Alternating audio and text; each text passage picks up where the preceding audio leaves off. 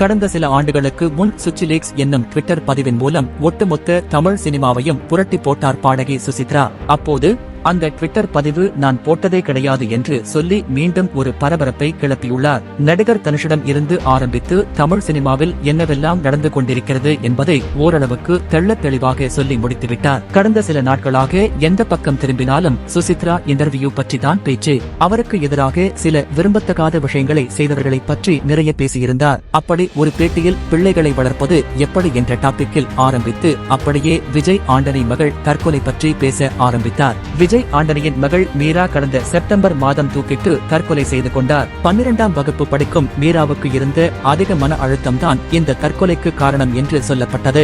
சுசித்ரா இதற்கு வேறு ஒரு காரணத்தை சொல்லி இருக்கிறார். விஜய் ஆண்டனி படங்களில் ஹீரோவாக நடிப்பதற்காக தன்னுடைய உடல் அமைப்பை பிளாஸ்டிக் சர்ஜரி செய்து மாற்றியிருக்கிறார். இதே போன்று பிளாஸ்டிக் சர்ஜரி செய்து தன்னுடைய உடல் தோற்றத்தை மாற்றிக்கொள்ள வேண்டும் என்பது மீராவின் ஆசையாக இருந்துள்ளது. இதை தந்தையிடம் தெரிவித்திருக்கிறார். தந்தையும் மீரா கேட்கும் போதெல்லாம் ஒரு சில நாடுகளின் பெயர்களை சொல்லி கண்டிப்பாக அங்கு கூட்டிட்டு போய் பிளாஸ்டிக் சர்ஜரி செய்து கொள்ளலாம் என்று சொல்லி இருக்கிறார். சம்பவம் நடந்த அன்று இரவு மீரா மீண்டும் அந்த பிளாஸ்டிக் சர்ஜரி பற்றி பேசியிருக்கிறார். ஒரு கட்டத்தில் டென்ஷன் ஆன விஜய் ஆண்டனி சாப்பிட்டுக் கொண்டிருந்த தட்டை தூக்கி எறிந்துவிட்டு பிளாஸ்டிக் சர்ஜரி எல்லாம் செய்து வைக்க முடியாது என்று கோபமாக சொல்லியுள்ளார். அப்பாவின் இந்த பேச்சால் மனம் நொந்து போன மீரா தற்கொலை செய்து கொண்டதாக சுசித்ரா தன்னுடைய பேட்டியில் சொல்லியிருக்கிறார்.